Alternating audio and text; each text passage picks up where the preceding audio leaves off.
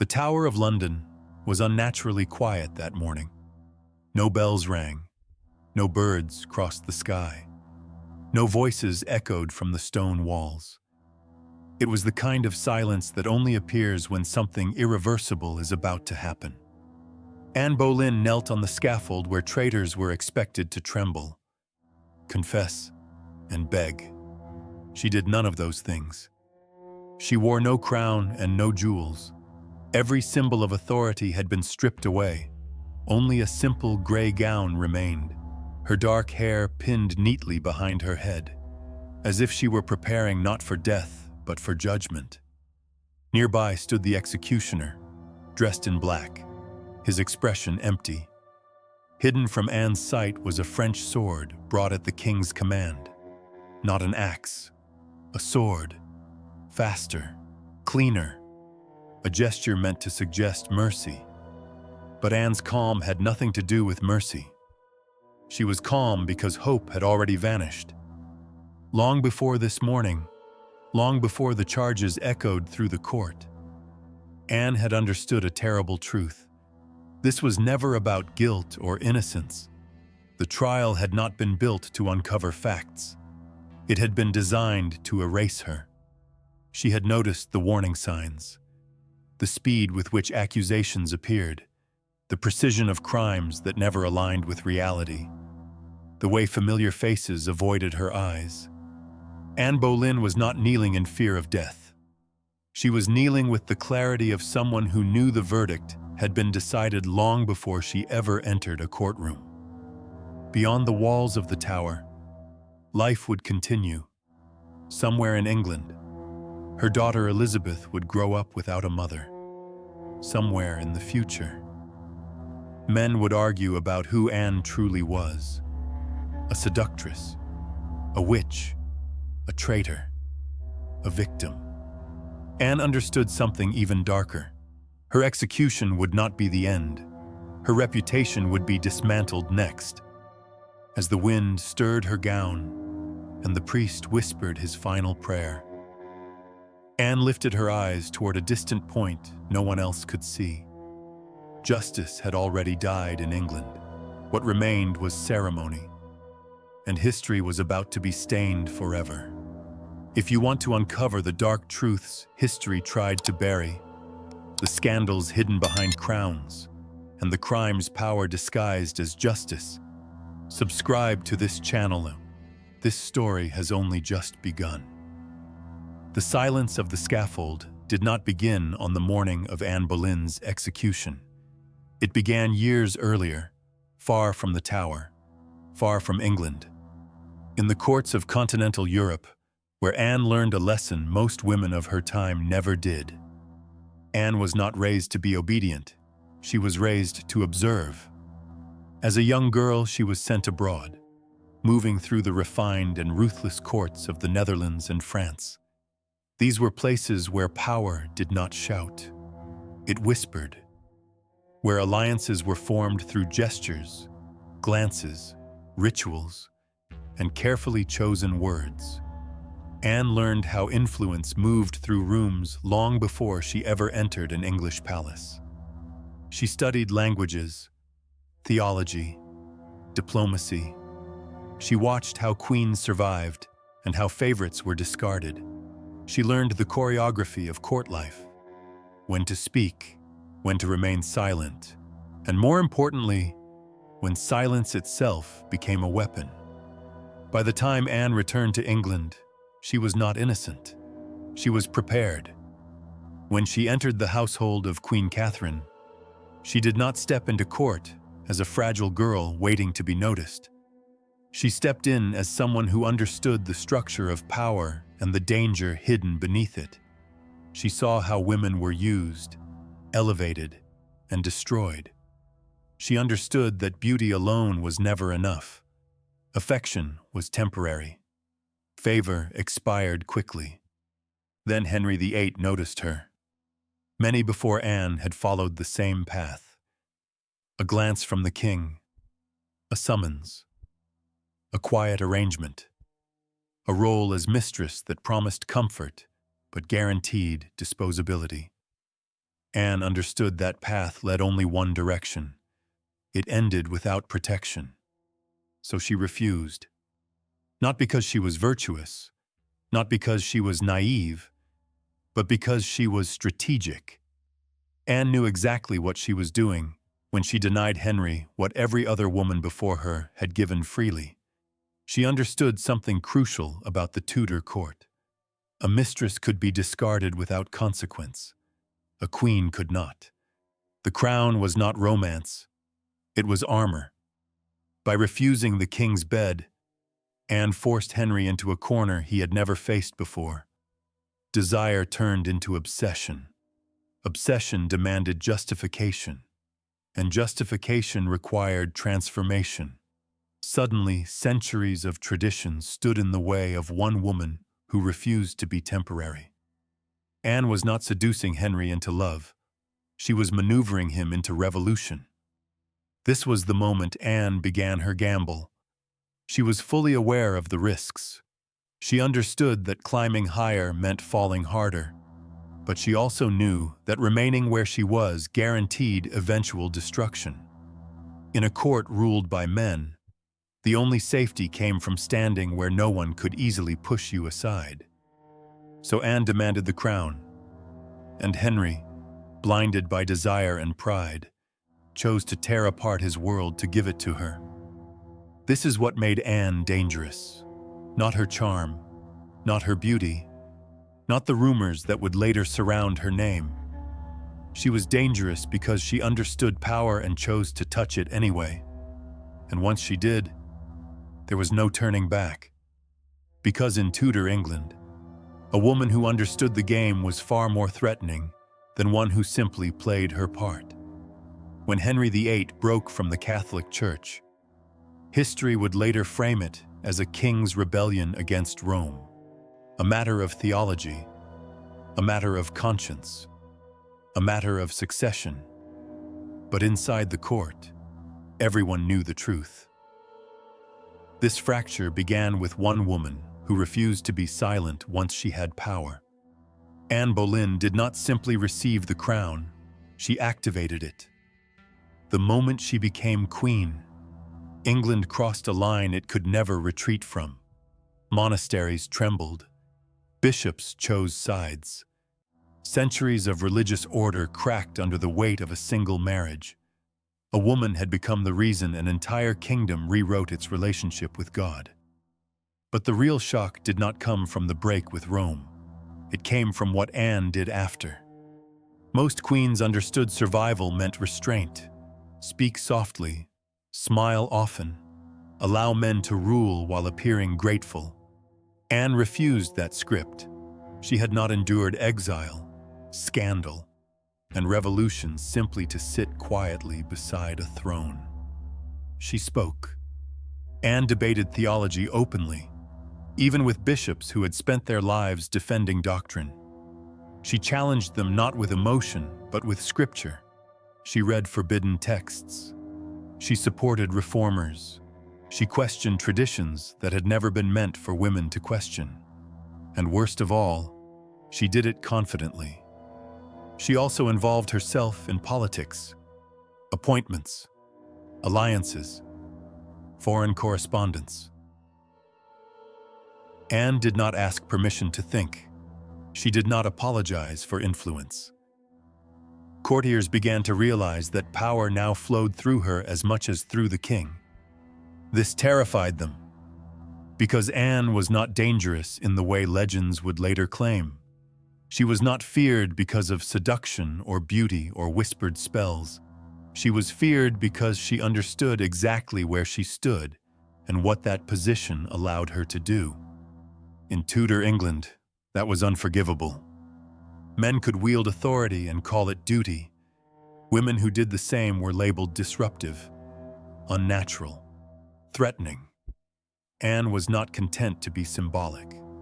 She wanted impact, and every time she spoke, she reminded the court that she was not temporary. That was the problem. Anne had forced Henry to change the world to have her, but now that she stood beside him, she no longer played the role of reward. She acted like a partner. an equal voice in decisions that shaped the kingdom. The men around the throne noticed. The bishops resented her. The nobles whispered. Advisors who had once benefited from her rise began to see her as an obstacle. Anne had crossed an invisible boundary. She had proven that a woman could understand power and use it without permission. And that made her dangerous. At this point, Anne was no longer simply a future victim of betrayal. She was a living threat to the structure of male authority itself. She represented a question the court did not want to answer. What happens when a woman does not accept the limits placed on her? Power had elevated her. Power now wanted her removed. From this moment on, Anne's fate was no longer tied to love or loyalty. It was tied to fear, and fear has always been far more lethal than desire. The crown that had once protected her had begun to mark her. Power does not disappear all at once. It fractures quietly, like glass beginning to crack long before it shatters. For Anne Boleyn, the first fracture was not political, it was biological. She had given Henry VIII a child, but not the one he demanded. Elizabeth lived, strong and intelligent, yet her very existence was treated as failure. In a court obsessed with male succession, a daughter was a reminder of unfinished business. Anne remained confident at first. Another pregnancy would come. A son would silence her enemies. The crown would solidify. But time passed. Pregnancies ended in loss. Hope turned brittle. Anne felt the shift before anyone spoke it aloud. The tone of the court changed. Conversations stopped when she entered rooms.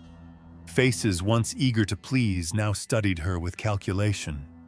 Power was no longer flowing toward her. It was pulling away. Then Jane Seymour appeared. She did not arrive loudly. She did not challenge Anne. She did not debate or provoke. Jane was quiet, obedient, carefully invisible. Everything Anne was not. In another time, another court, she would have gone unnoticed. Here, she became a signal. Anne understood immediately what Jane represented. Not a rival in love, but a replacement in strategy. Jane was safety. Jane was silence. Jane was a return to order. For the first time since wearing the crown, Anne felt something colder than fear. She felt erasure approaching. At this moment, Anne's greatest terror was no longer the loss of her throne. It was the loss of authorship over her own life. She realized that if she fell, the story would not end with her death. It would begin there. She understood how history worked. She had studied courts. She had watched women fall. When a woman became inconvenient, her memory was reshaped to justify her removal. Anne saw the future forming around her like a trap. She would not simply be executed. She would be rewritten. They would not call her ambitious. They would call her corrupt. They would not say she challenged power. They would say she seduced it. They would not admit fear. They would invent sin. Anne imagined the names that would follow her: witch, adulteress, incestuous, monster. Labels designed to make her destruction feel necessary, designed to protect the men who feared her voice. And then there was Elizabeth. This was the thought that broke her composure. Anne understood that history would not stop with her. If she was condemned, her daughter would inherit the stain. Elizabeth would grow up not as a princess, but as the child of a disgraced woman, a living reminder of a queen history declared unworthy. Anne could endure death. What she could not endure was silence imposed on her truth. From this point forward, Anne's struggle changed. She was no longer fighting to remain queen. She was fighting to control how she would be remembered. Every word she spoke, every gesture she made, was now weighed against the future she would never see. The crown no longer protected her, it marked her. And Anne Boleyn finally understood that history was already preparing to betray her. The fall did not come with a warning. It came with footsteps in the corridor. When Anne Boleyn was arrested, there was no dramatic confrontation, no final argument, no chance to defend herself. She was taken quietly, efficiently, as if her fate had already been rehearsed. The woman who had once commanded a kingdom was escorted through stone halls as though she were already a memory. The charges followed quickly, too quickly. Adultery, treason, incest with her own brother, plotting the king's death. The words were read aloud with ceremonial seriousness, but Anne felt something deeper than shock. She felt recognition. This was not chaos. This was structure. Each accusation was chosen not to convince, but to stain, not to prove guilt, but to destroy credibility beyond repair. At first, she reacted like any human being would. She laughed in disbelief. She protested. She prayed. She insisted on her innocence. She searched faces for reason or mercy. But as the days passed, something inside her shifted. Anne began to notice details that no one expected her to see. The dates of the alleged crimes did not align with reality. Some placed her in locations where she had never been. Others accused her of meetings that would have been impossible in a court under constant surveillance. Then there were the witnesses. There were none. Only names. Only confessions. And even those confessions began to unravel. One man admitted guilt only after prolonged pressure. Others spoke words that felt rehearsed, incomplete, empty of truth. Anne understood what that meant. Pain had spoken for them. Fear had written their testimony. The realization came quietly but completely. This was not a trial. This was a ritual. A carefully staged process meant to transform a decision into law, to dress violence in language, to make murder appear righteous. The outcome had been sealed long before Anne ever stood before a jury. The courtroom was not there to decide her fate. It was there to justify it. That was the moment Anne stopped fighting the charges. Not because she accepted them, but because she finally understood their purpose. From that point on, Anne Boleyn was no longer defending her life. She was preparing her legacy. She measured her words. She controlled her tone. She refused hysteria. Every movement became deliberate. She would not give them the satisfaction of fear. She would not confirm the image they were building around her. If history was going to betray her, she would not make it easy. Anne knew she was being watched, not just by judges or guards, but by time itself. She understood that how she behaved now would echo far beyond the walls of the tower. She could not save herself, but she could influence how the world would remember her fall. So she stood with dignity in a room designed to humiliate her. She spoke clearly when allowed to speak. She denied what needed to be denied, and when silence was required, she embraced it. This was her awakening, not to hope, not to mercy, but to the truth. The trial was never meant to end in justice. It was meant to end in death. And Anne Boleyn had finally accepted that the only power left to her was the story she would leave behind. The ceremony would continue, the verdict would come, and the blade would follow. But from this moment on, Anne was no longer reacting. She was choosing how she would be remembered. The morning air over the Tower of London is unnaturally calm. Anne Boleyn steps onto the scaffold without resistance. There are no chains on her wrists, no trembling in her stride. What remains of her power is not visible, but it is still intact. She understands one final truth now. Her body no longer matters. Only her legacy does. She kneels, and then she speaks. Her final words are not a cry of injustice, not an accusation, not a curse. She praises Henry. She calls him a gentle and merciful king. She prays for his long life. She asks the crowd to remember him kindly. To those watching, it sounds like surrender, like forgiveness, like a woman finally broken. But Anne Boleyn is not speaking to Henry. She is speaking past him. She knows how history works. She knows how stories are rewritten once a body is buried. A defiant queen would be remembered as a traitor. A furious wife would become proof of guilt. A condemned woman who curses her king would doom her child along with herself. Elizabeth is still alive, still watching from somewhere far away, still vulnerable. So Anne chooses her final move carefully. By praising Henry, she removes his need to justify her death further. By presenting herself as loyal, she ensures her execution cannot be framed as the elimination of a rebel. She dies as a faithful queen, not as a political enemy.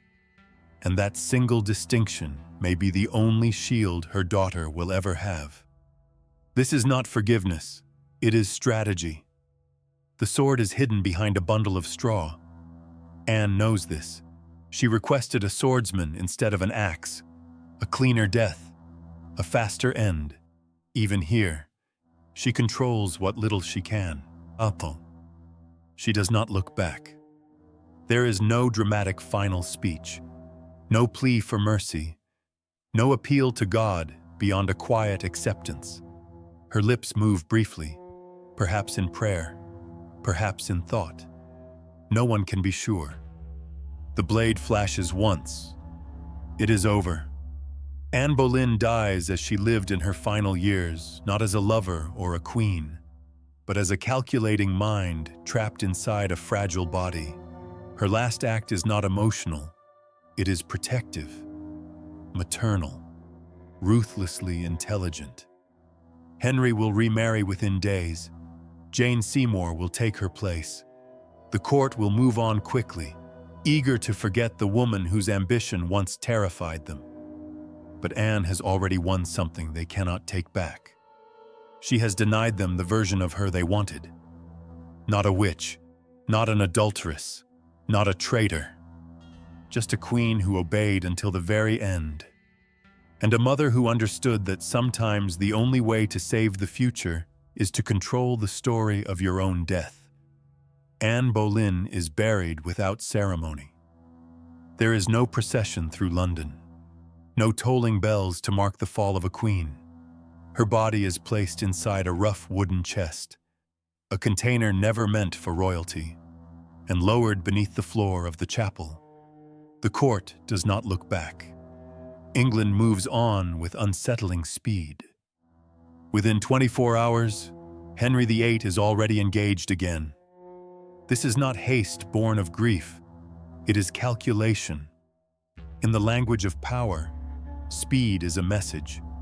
By remarrying immediately, Henry announces that Anne was replaceable, that her death restored order, that nothing of value was lost. In his mind, the problem is solved. Henry believed the future could be controlled through elimination.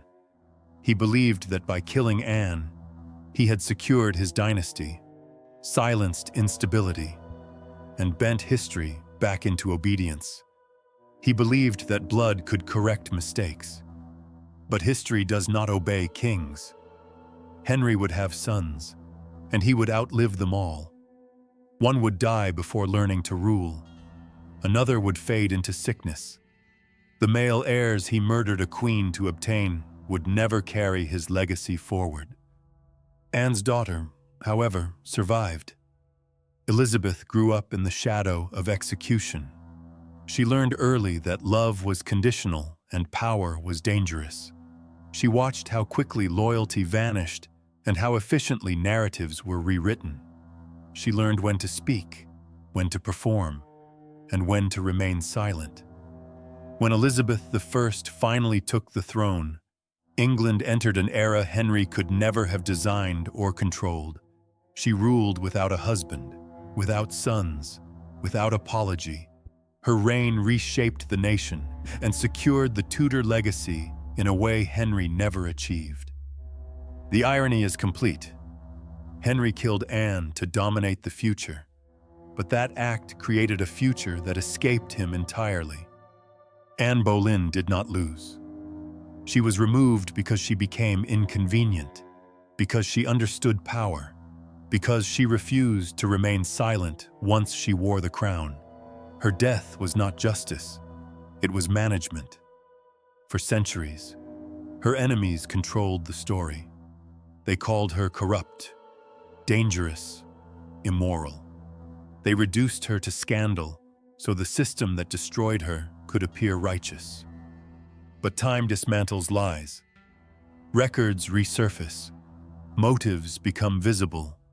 And slowly, the voice taken from Anne on the scaffold returns through consequence rather than sympathy.